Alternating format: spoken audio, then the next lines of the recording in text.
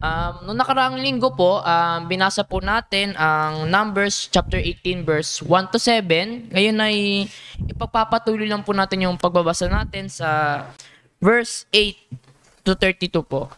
Ulitin ko po, ang ating pong babasahin ay Numbers chapter 18 verse 8 to 32. Sundan niyo po ako sa aking pagbasa. Sinabi ng Panginoon kay Aaron, "Ako'y narito. Ibinigay ko sa iyo ang katungkulan sa mga handog na para sa akin. Lahat ng mga banal na bagay ng mga anak ni Israel, ibinigay ko sa iyo ang mga ito bilang bahagi at sa iyong mga anak bilang marapat na bahagi ninyo magpakailanman. Ito'y magiging iyo sa mga pinakabanal na bagay na hindi pinaraan sa apoy. Bawat alay nila, bawat handog na butil at bawat handog pangkasalanan. At bawat handog nila para sa may salang budhi na kanilang ihahandog sa akin ay magiging pinakabanal sa iyo at sa iyong mga anak. Gaya ng mga kabanal-banalang bagay ay kakain ka ng mga iyan. Bawat lalaki ay kakain yun. Iyon ay banal na bagay para sa iyo. Ito ay iyo rin, ang handog na iwinagayway na kanilang kaloob, sumakatuwid ay ang lahat ng mga handog na iwinagayway ng mga anak ni Israel.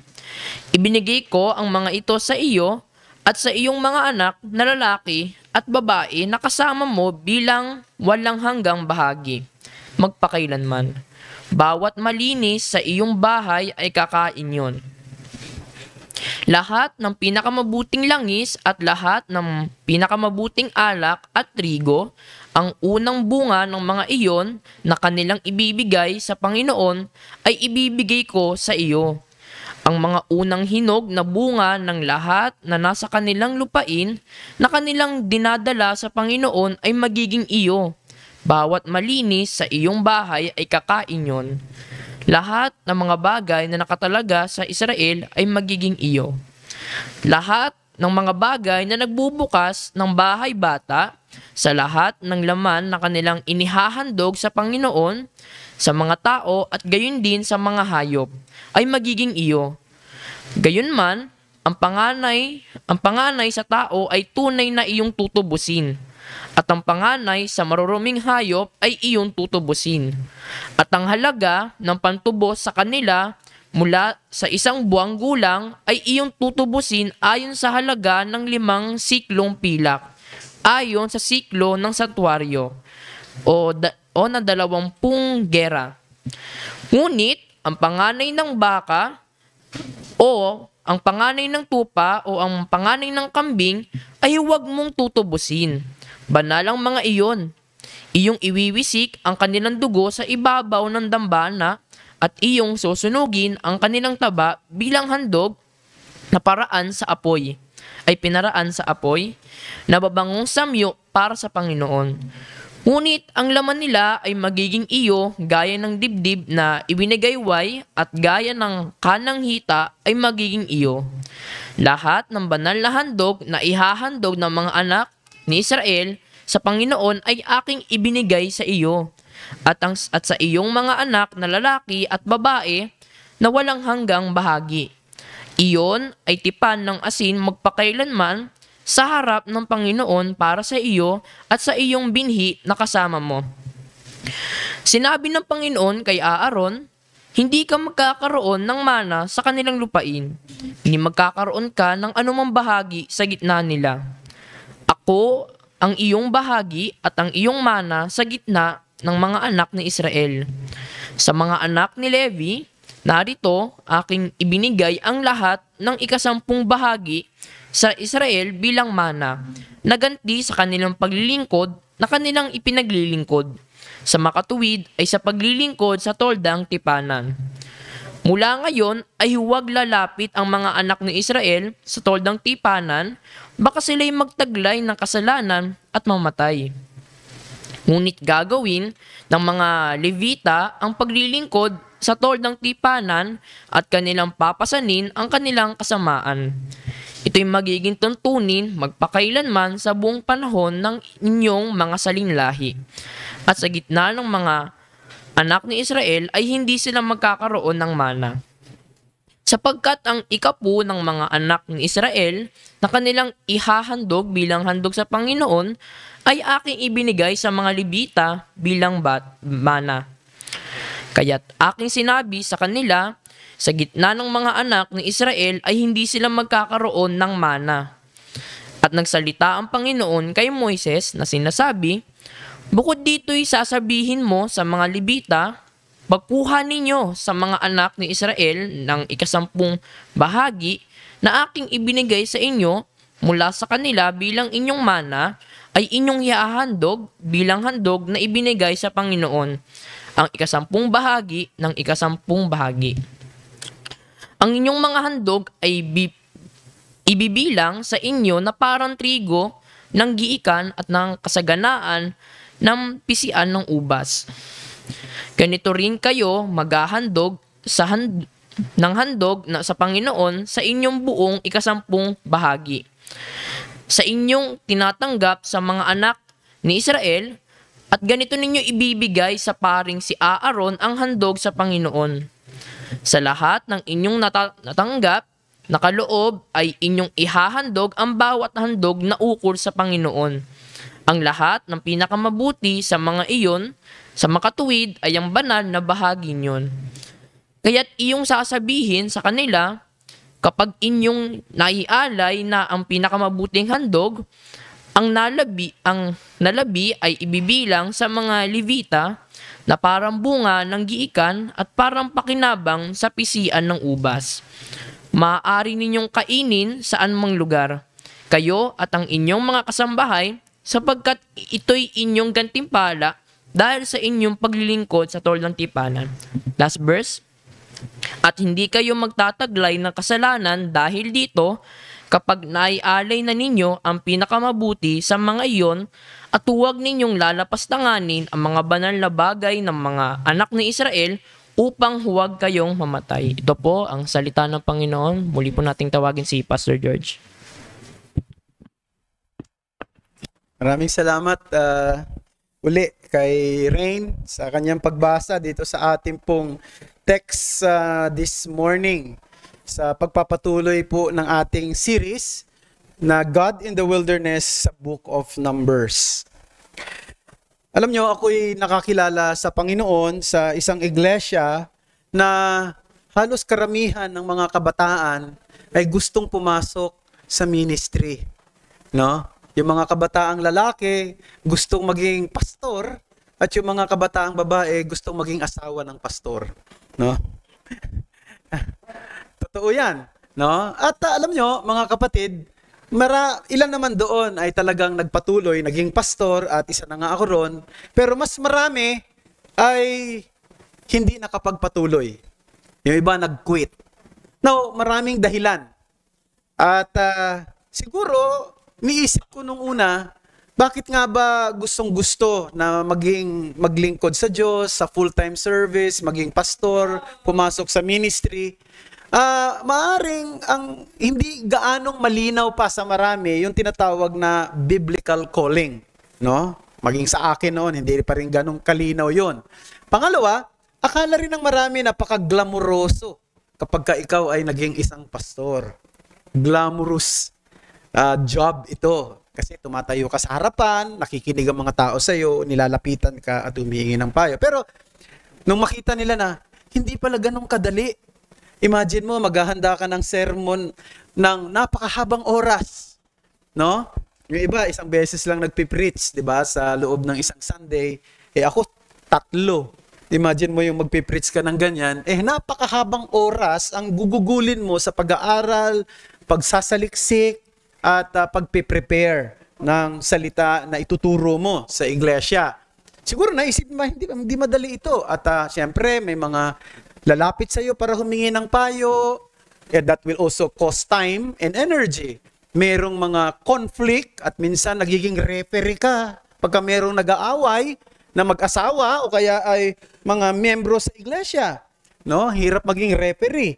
At hindi lang yon, ay may mga pagkakataon din na siyempre kinakailangan mong sumagot sa mga tanong na may kinalaman sa Bible, sa theology, at siyempre you are going to conduct Bible study and many more. At ang isa pang matindi, sabi sa James chapter 3 verse 1, mas malaki daw ang pananagutan ng isang nangangaral ng salita ng Diyos sa araw ng paghatol, kung paano niyang pinangalagaan ang mga kawan na naibigay sa kanyang sa ilalim ng kanyang pangangalaga. So napakaseryoso at nakakatakot na trabaho ito. Hindi pala glamoroso ito, no? As one expect to be.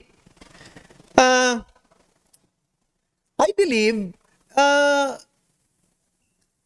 minsan mali din ang kaisipan ng ilang mga tao sa panahon ng bayan ng Israel kasi ang mga Kohathites gusto nilang maging pari sila. Sila yung kumuha ng trabaho, ng trabaho ni Aaron. Pero kapag nakita mo talaga ang hirap ng trabaho ng isang saserdote, hindi mo masasabi mo hindi pala glamoroso ito. Isipin mo, isa sa mga trabaho ng saserdote, katay ka ng hayop.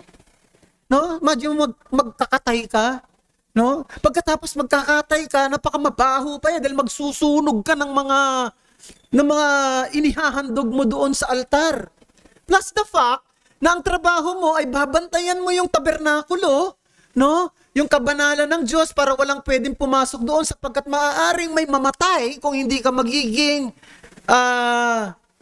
masipag sa pagbabantay at mapahamak ang mga tao at maging ang sarili mo, masasabi mo nga kung talagang naiintindihan ng isang tao nung panahon na yon kung ano ang trabaho ng isang saserdote, mangangarap pa ba siya na maging priest?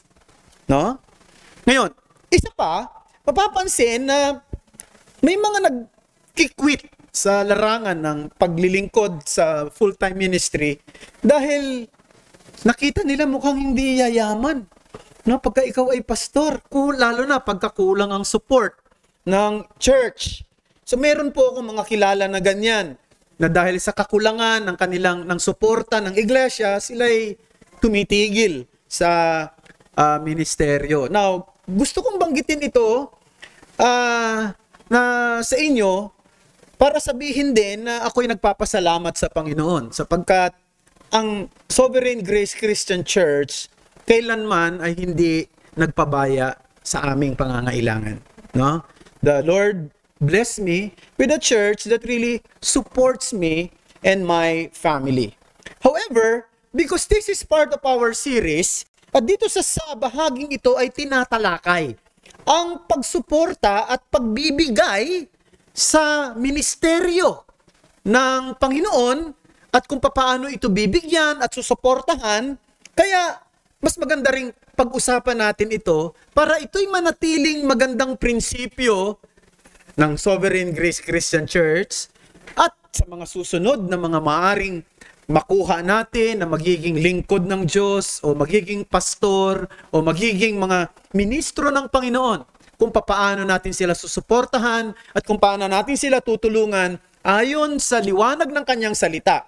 At dito, meron tayong makukuhang prinsipyo doon pa lamang sa paglilingkod na ginagawa ng mga saserdote ni Aaron at ng mga Levita at kung paano sila susuportahan sa kanilang mga pangangailangan upang sila'y makapanatili sa kanilang paglilingkod ng may kagalakan at ng may kasiglahan. So ito ang mensahe na gusto kong bigyang diin ngayon. Appreciating the value of ministry is shown by recognizing the importance of supporting ministers. Ang pagtingin natin sa kahalagahan ng ministeryo ay naipahahayag sa pagsuporta natin, sa pagpapahalaga natin sa pagsusuporta sa mga naglilingkod sa Panginoon. Now, hindi madalas na naipig-preach dito sa church natin ang ganitong mensahe sapagkat hindi naman natin ito binibigyan din tulad ng iba na parang every Sunday na lang yan na lang dinidiin yung giving. We don't do that. I believe that ang isang iglesia na nagmamahal sa salita ng Diyos ay may kusang loob sa larangan ng pagtulong at pagsuporta sa kanyang gawain. Ngunit mahalaga na maging malalim sa puso natin na kung tayo man ay susuporta at tutulong dahil may pagpapahalaga tayo sa ministeryo ng iglesia. So I have 4 things to give to you this morning in the light of the passage that we have just read today. So first is this: ministerial support must be sustaining. Ministerial support must be sustaining. So the Levites' inheritance should be supported by other tribes to sustain the needs of their own families. Verse 19, all the holy contributions that the people of Israel present to the Lord, I give to you and to your sons and daughters with you as a perpetual due. You note the term perpetual due. That's sustaining. That's maintaining. That's regularity. It is a covenant of salt forever before the Lord for you and for your offspring with you. So, kapansin-pansin na binanggit dito, covenant of salt daw ito. Ito daw ay tipan ng asin. Alam nyo, yung asin ay ginagamit na bahagi na elemento sa sakripisyong ginagawa sa altar. At pag sinabing covenant of salt, it suggests that agreement must be enduring. No? It has an enduring qualities. No?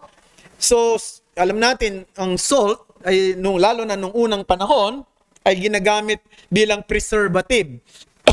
Preservative, suggesting endurance. No? So when God makes use this metaphor of salt, ang sinasabi niya, He is urging us na maging tapat sa anumang sirkumstansya na darating sa atin, sa ating tungkulin ng pagsamba, ng pagpupuri, at ng pagkakaloob. Sapagkat ang salita ng Diyos ay maaasahan at tapat maging sa kanyang pangako. Ang salita ng Diyos, tulad niya, ay nananatili magpakailanman. At kung ia-apply natin ang katotohanan ito sa pagsuporta na binibigay sa mga Levita at maging sa mga pari ni Aaron, it means regular, permanent, maintaining, sustaining. Tandaan natin, ang Aaronic priesthood at ang trabaho ng mga Levita ay full-time service. Full-time service. It means, hindi sila magsasaka ng lupa. No? Hindi sila mangingisda. Wala silang kukuhaning iba pang trabaho. Because they cannot afford to do anything sapagkat ang ministeryo nila ay sagrado at delikado. Sagrado at delikado. Babantayan nila ang kabanalan ng Diyos sa sanktuaryo at ang buhay ng mga tao sa bayan ng Israel na hindi makagawa ng anumang maling aksyon sa paglapit sa sanktuaryo. Kaya napakahirap ng trabahong ito. Tulad sinabi ko noong nakaraan, hindi ito trabaho ng CEO. Hindi ito trabaho ng manager. Trabaho ito ng security guard. Hindi sila pwedeng tutulog-tulog, no? Hindi sila pwedeng pabanjing-banjing. Sila ay laging nakabantay. At they cannot split their focus between the earthly and the heavenly things. Now, punta tayo sa bagong tipan. Sapagkat ito sa lumang tipan. Sa bagong tipanan, sino mang manggagawa ng Panginoon na nasa full-time na paglilingkod o pagmiministeryo ay dapat suportahan ng iglesia with regularity. At yung support sa kanya ay sustaining, maintaining, and regular. Bakit? Meron siyang pamilya na dapat niyang suportahan. Meron siyang pangangailangan na dapat niyang i-address. Sabi sa 1 Corinthians chapter 9 verses 13 to 14, do you not know that those who are employed in the temple service get their food from the temple, and those who serve at the altar share in the sacrificial offerings. In the same way, the Lord commanded that those who proclaim the gospel should get their living by the gospel. Ang sino man daw na nangangaral ng ebanghelyo ay dapat mabuhay mula doon sa kanyang paglilingkod bilang isang mangangaral ng ebanghelyo. Should get their living by the gospel. It means support. It means sustaining support. It means regular support. So that is number one. But secondly, ministerial support must be substantial. Now, pansinin natin dito na yung means of support na ibinibigay sa mga saserdote ni Aaron at maging sa mga Levita, saan ang gagaling? Sa sakripisyo na inihahandog ng bayan ng Israel mula doon sa iba't ibang klase ng hayop na kanilang ino-offer. 'Di ba? Meron silang sin offerings, meron silang guilt offerings, meron silang grain offerings, meron silang wave offerings, meron silang fellowship offerings, meron silang peace meal offerings. Mula doon sa mga offerings na yon, kukuha ng bahagi para sa mga saserdote. No? Halimbawa, doon sa mga hayop na inihahandog, no? Sa altar, may bahagi doon sa hayop na ihahandog, may bahagi doon sa hayop na ibibigay sa saserdote para sa kanilang pagkain, no? At gayon din doon sa mga sabi rito, mga unang bunga ng tanim, mga pananim sa lupa. Yung unang bunga, yung unang ani ay mapupunta sa mga saserdote. At yung unang panganay na hayop, no? Yung unang lalabas, sa saserdote rin yun. Siyempre, no? Yung sumusunod sa kanila na, sa mga pamilya na nila. At hindi lang yun, mapapansin natin, kapag daw ang hayop ay ceremonially clean animals. Isipin, may mga hayop noon na kung tawagin yan ay unclean, no? Pero mayroong mga clean. Ano yung clean? Ito yung mga tupa, baka, at kambing. Kapag kayo nang inihandog, yung karne, yun ang mapupunta sa mga saserdote. Yung taba at yung dugo, yun ang ihahandog doon sa altar. Napansin nyo? Binasa natin kanina, verses 12 to 19. Yung mga Levita naman, saan sila kukuha ng suporta para sa kanila? Sa kanilang ministeryo? Sa ikapo ng mga agricultural products ng Israel. So yung mga Israelita, ang trabaho nila sa lupa at ang trabaho nila sa pag-aalaga ng hayop, yung ika-10 bahagi noon ay ibibigay sa mga Levita. Sapagkat ang mga Levita, wala silang sariling lupa. Wala silang sariling mana. Yun ang kanilang tatanggapin. Anong gusto kong ipakita rito?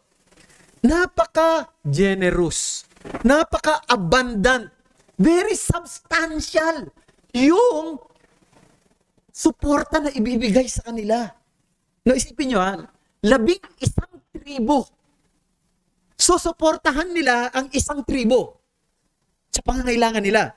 Alam nyo ba na pag binasa nyo sa Numbers chapter 4, matatandaan, dinaanan natin yan. Sa Numbers chapter 4, yung tribo na ni Levi ay, ang composition niya ay 4%, 4%, no, sila sa kabuuhang populasyon ng Israel. So yung 96% magsusuporta sa kanila, sa pangangailangan nila. So, masasabi natin talagang very sufficient, very substantial, and very generous ang magiging tatanggapin ng mga lingkod ng Diyos na ito. However, the point is, they should be supported because they were performing their task well. And they should be supported well so that they can perform their task well. Naintindihan yan? Dapat silang suportahan para magampanan nila ng maayos ang kanilang trabaho. Minsan, may mga church na iniisip nila para maging banal yung kanilang pastor, no? Wag natin siyang suportahan ng masagana, no? Para lagi siyang dependent kay Lord, no? Para maging banal siya. No, alam nyo, naniniwala po ako, para sa isang lingkod ng Diyos, hindi niya dapat pursuit ang pera. Hindi niya dapat iniisip ang pera. Hindi ito ang dapat hangarin niya. Kung ikaw, gusto mo yumaman, no? Gusto mong umunlad ang buhay, huwag ka na lang pumasok sa ganitong klase ng trabaho. Sapagkat hindi dapat yan ang siyang hangarin ng isang lingkod ng Diyos. Sa kabilang bahagi naman, hindi rin naman dapat siyang pagkaitan ng isang generous na support ng mga taong kanyang pinaglilingkuran. Bakit? Para mapanatili ang kanyang gawain ng maayos. Isipin mo, kung kulang siya sa pangangailangan, nahihirapan din siyang nahahati ang kanyang isip. Ano yung pagkain ng aking pamilya? Tapos naglilingkod ka sa church, nagtuturo ka, pero naiisip mo rin, wala kang pera, wala kang pagkain, no? Soup number 1 sa umaga, soup number 1 sa hapon, at gano'n na lang, puro lugaw, no? So, ang kakainin nyo, okay lang yan, pastor. No, lalo kang magiging banal sa harapan ng Panginoon. Hindi yan dapat isipin ng isang iglesia na napaglilingkuran ng matapat ng isang lingkod ng Diyos. No? Someone once said, there is difference between having treasure and knowing how to treasure people. Meron daw pagkakaiba, yung alam mo, yung kayamanan mo, at alam mo kung paano mo pagyayamanin ang tao.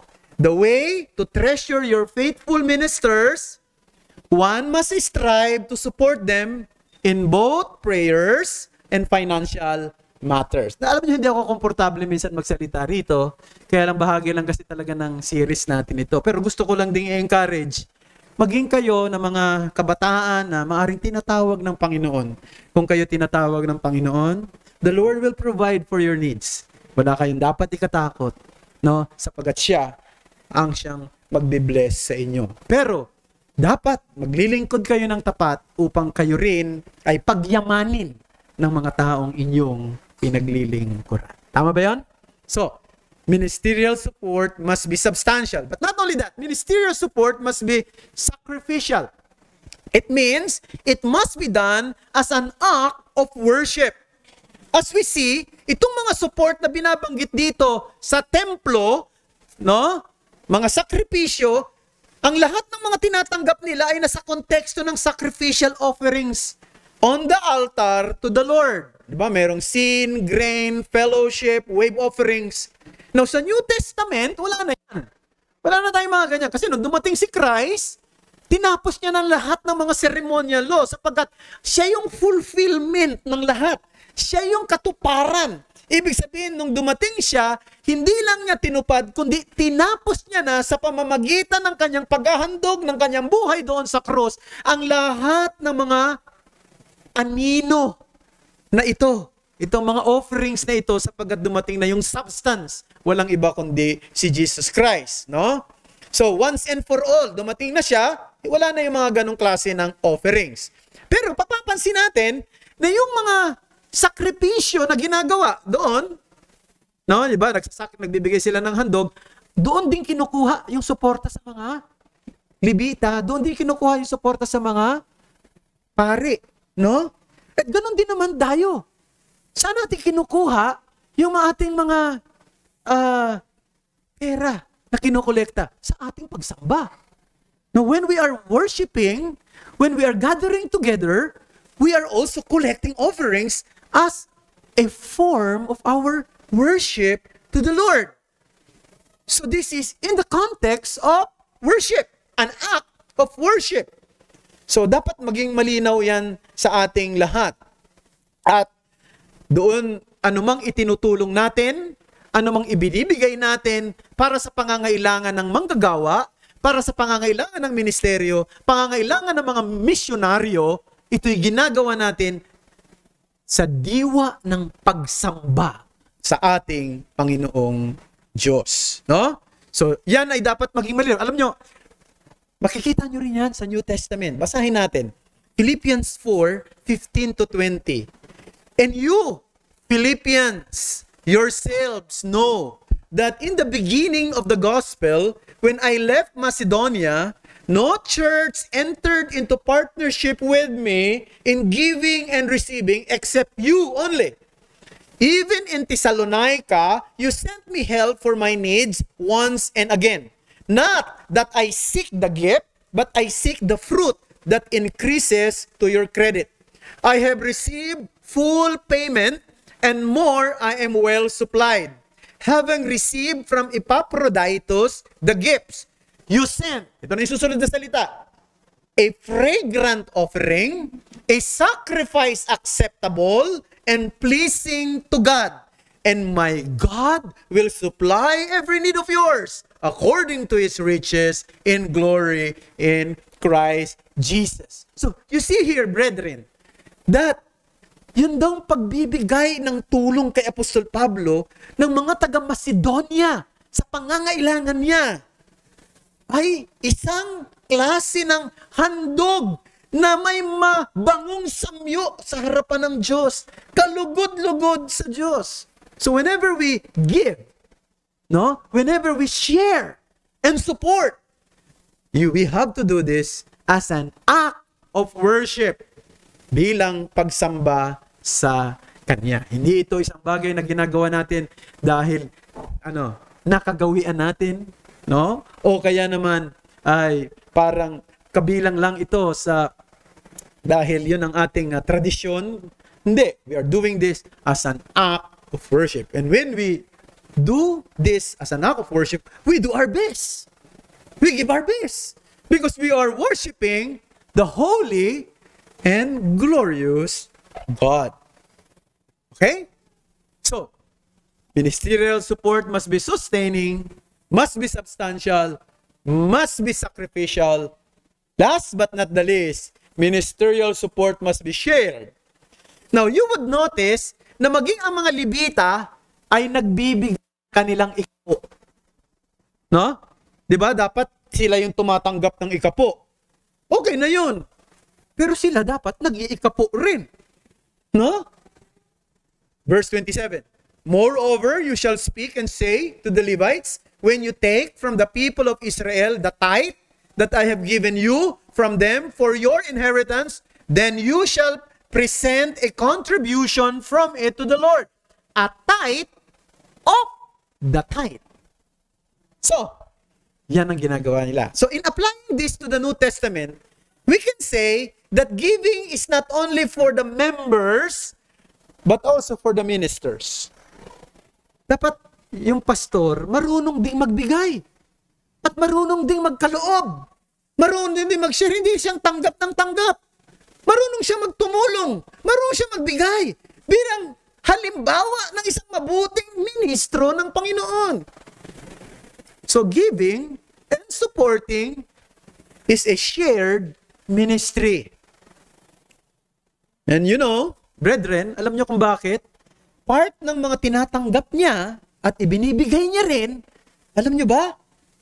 Tinutulong yon para sa mga mahihirap. So kasama pala sa ministry ay ang pag-alaala sa mga nangangailangan, sa mga mahihirap. Buksan natin sa Deuteronomy. Hindi ito binanggit dito sa Numbers, pero doon pinaliwanag pa kung ano yung mga gagawin, no? Sa tithe na kinukuha sa lumang tipan. Deuteronomy 14:28 to 29. At the end of every 3 years, you shall bring out all the tithe of your produce in the same year and lay it up within your towns, and the Levite, because he has no portion or inheritance with you. And the sojourner, the fatherless, and the widow who are within your towns shall come and eat and be filled, that the Lord your God may bless you in all the work of your hands that you do. Therefore, it is part of the ministry of the Old Testament worship is to help the needy, to extend their hands to the poor. And that is part of the tithe that was being collected by the Levites and the tithe that they are also sharing, no, from out of the thing that they have received, no, doon sa mga tao para sa mga mahihirap. So, kung ilalapat natin yan sa bagong tipan, isa rin sa tungkulin ng iglesia ay tulungan ang mga mahihirap nating kapatid.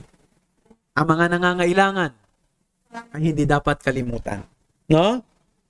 So, si Pablo, pag pinag-aralan mo ang kanyang buhay, hindi lang siya dakilang misyonaryo. Siya rin ay isang mahusay na fundraiser para sa mga mahihirap, lalo na doon sa Jerusalem. Nagpa-fundraise siya para sa mga mahihirap na mga kapatid. Bahagi pala yun eh.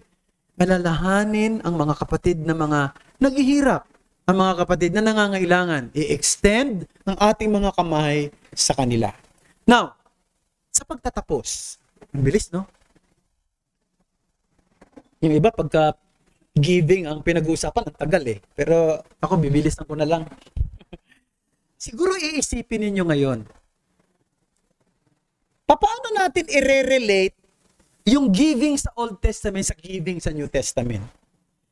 Dapat ba tayong magbigay ng ating mga ikapo? Yan ang isang tanong. No? Ito ang gusto kong sabihin, mga kapatid. Ang bagong tipan ay hindi nagbabawal ng ikapo, pero ang bagong tipan ay hindi nagre-require ng ikapo. Ulitin ko. The New Testament ay hindi nagsabing bawal yan. Hindi na tama yan. Pero ang bagong tipan din ay nagsasabing na hindi na nagre-require na ang bawat miyembro ng iglesia ay magbigay ng kanilang ikapo. Bakit? Sapagkat yung ikapo ay bahagi ng tinatawag na ceremonial law associated sa sacrificial system. Nung ibinigay ni Kristo ang kanyang buhay sa krus, tapos na yung ceremonial law. No? So, finulfill niya na yon. Bahagi ng ceremonial law, yung bagay na yon, yung binabanggit natin. No? Yung hahatiin mo yung karne, kalahati, yung taba, yun ang ihahandog, yung karne, yun ang mapupunta sa siguro, maganda rin naman, talagang baka nung araw pala talagang tinuturo na no? Kasi baka kung taba ang mapupunta sa mga pare, baka high blood sila, 'di ba? So talagang ibinigay na talaga sa para doon sa mga lingkod ang mga karne, no? Okay. So ngayon, isa pa. Once a year, meron tinatawag silang Yom Kippur, the Day of Atonement. Nagdadala ang bawat pamilya ng mga kambing para ito ay kanilang ihandog sa Panginoon. So hindi na ginagawa yan ngayon. Hindi na rin natin ginagawa yung tinatawag na Passover. Yung Passover. Bakit? Sabi ng 1 Corinthians 5:7, si Kristo daw ang Passover lamb na sinakripisyo para sa atin. Tapos na yun. In fact, mapansin nyo, pag pinag-aralan nyo sa lumang tipan, yung tithes, mainly, saan kinukuha ang ikapo? Sa agricultural products. Hindi siya kinukuha sa ibang produkto. Hindi siya kinukuha sa tanso, sa pilak, sa ginto, sa perlas. Saan siya kinukuha? Agricultural products. Sa mga hayop at sa mga pananim nila. Di ba? Doon kinukuha. Bakit? Madali lang naman i-discern bakit doon. Kasi ang pangako ng Diyos sa bayan ng Israel, lupa. Di ba? At kung magiging matapat sila sa Panginoon, pagpapalain yung kanilang lupa. Pasasaganain ang kanyang lupa. At kung hindi sila magiging tapat, yung lupa na yon, magiging barren. Magiging hindi kapaki-pakinabang. Magiging hungkag yung lupa na yan para sa kanila. So, makikita natin, klaro na merong pagbabago. Ngayon, mapapansin din natin na noong utusan ni Apostol Pablo ang iglesia na suportahan ang kanilang mga manggagawa, hindi siya nag-appeal sa tithe laws. Saan siya nag-appeal? Doon sa practice ng paghahandog, saan? Sa templo. Di ba? Napansin niyo, binasa natin kanina doon sa 1 Corinthians, di ba? Chapter 9, verse 13 to 14. Sabi, kung papaano ang mga nandoon sa naglilingkod sa templo ay tumatanggap ng kanilang pagkain mula sa templo. In the same way, ang nangangaral ng ebanghelyo ay dapat ding mabuhay sa pamamagitan ng ebanghelyo. So doon siya nag-appeal, doon sa sacrificial system, sa worship, hindi doon sa ikapo. Napansin nyo? Hindi siya doon nag-appeal. At ang isa pang kapansin-pansin sa bagong tipan na pagdating sa giving ay ito. Mas masagana, mas abundant yung pagtuturo ng pagsuporta at paghahandog at pagtulong sa bagong tipan kaysa sa lumang tipan. Hindi siya nakakahon sa ikapo.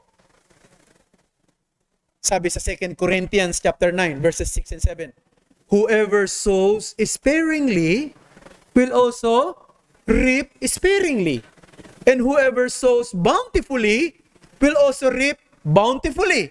Each one must give as he has decided in his heart, not reluctantly or under compulsion, for God loves a cheerful giver. Anong makikita natin? Aba, mas masagana, na mas abundant. Yung giving sa New Testament, hindi. Siguro pag iniisip ko lang, yung tithe na yan na pinag-uusapan sa lumang tipan, para mga lang yan mga konting saging at mga konting mansanas at konting oranges lang yan. Diba?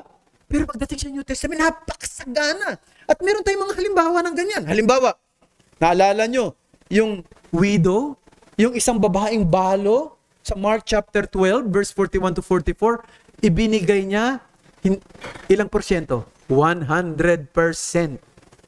Binigay niya doon sa templo, sa gawain.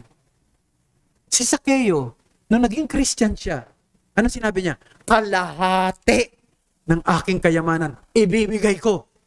50%. Tama? Yung mga taga-Macedonia, 2 Corinthians chapter 8, verse 2, ano makikita natin? Ang sabi doon, sa gitna ng kanilang matinding paghihirap at karalitaan, sila'y nagbigay ng masagana.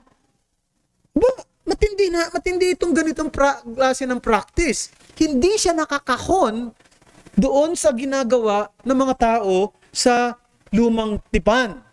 So, yan ang turo ng bagong tipan pagdating sa giving. No?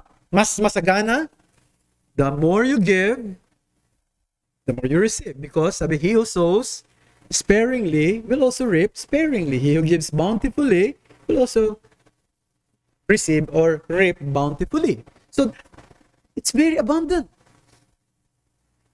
Right? No? So, ganito ba tayo? Ganito ba yung puso natin? Ganito ba tayo magkaloob? Ganito ba tayo may hangarin? Sana, mga kapatid. At kung ang isang tao, sa tingin ko, na nagsasabing Kristiyano siya, pero madamot, no? Parang ayaw niyang tumulong, at laging iniisip ang sarili, hindi niya siguro naintindihan yung kalakhan ng biyaya na dumating sa kanya. Hindi ba napakalaki ng biyaya na dumating sa atin? Napaka-abundant ng binigay ng Panginoon sa atin. Ibinigay ni Kristo yung kanyang buhay at ang kanyang dugo ay lumabas sa kanyang katawan para panlinis at pag-alis ang galit ng Diyos sa atin. And that is what? Costly price. Abundant indeed. So, I think if you are selfish, stingy, no? Ano pa ba pwede nating sabihin? Sa isang tao na para bang pagdating sa pagbibigay, napipilitan lagi. I think baka, hindi ko naman sinasabi, gipit ka, no? Ay, gipit ka, iba yun. No? Pero baka ang problema mo, hindi mo talaga lubos na naintindihan kung gaano kalaki ang pagpapala na binigay sa iyo ng Diyos. Kasi ang grace ng God, ang siyang nagmo-motivate sa iyo na makatulong maging channel of blessing sa iba Kung naintindihan mo ito, tiyak ko, you will always be willing to be a channel of blessing to others. Not only to help the ministry, not only to be part of God's kingdom concerns and propagation of the gospel. Not only that, but also to meet the needs of needy brethren. You will celebrate the truth of God's goodness. And that God's goodness is not theoretical to you. It is experiential. I give, and I'm willing to support, and I'm willing to share whatever I can share because God blessed me so much. That blessing is not just material. It is spiritual. It is eternal. It is bountiful. So we will celebrate the goodness of God and we will celebrate the amazing grace of God in our lives. Alam mo, malaking nagagawa ng Ebanghelyo sa buhay ng isang tao.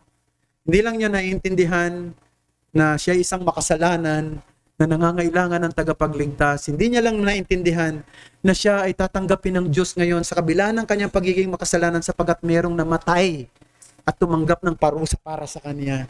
Kundi babaguhin ito maging ang kanyang mga pananaw sa buhay. Babaguhin ito ang kanyang pag-iisip, ang kanyang mga pananaw, ang kanyang ugali, ang kanyang pamumuhay, at isa sa kanyang sa babaguhin ito ay yung maging sa larangan ng kanyang hangaring makatulong sa mga nangangailangan. Sana ipagpalain tayo ng Panginoon sa area na ito at sana ang SGCC ay patuloy na maging magtaglay ng isang katangiang tulad ng inaasahan ng Panginoong Diyos sa kanyang iglesia upang mas marami tayong maabot at mas maraming maglingkod. At kung may mga kabataan dito na maaaring tinatawag ka ng Panginoon, no? Huwag kang matakot. Sapagkat kung ikaw ay naglilingkod sa isang iglesia na naiintindihan ang kanilang tungkulin, hindi ka pababayaan ng Panginoon sa pamamagitan nila. Manalangin tayo. Marami pong salamat sa iyo, Panginoong Diyos, sa mga salita mo na aming napagbulayan ngayon pong umagang ito. Sulat mo ang mga katotohanan ito sa aming mga puso, ang aming dalangin sa ngalan ni Jesus.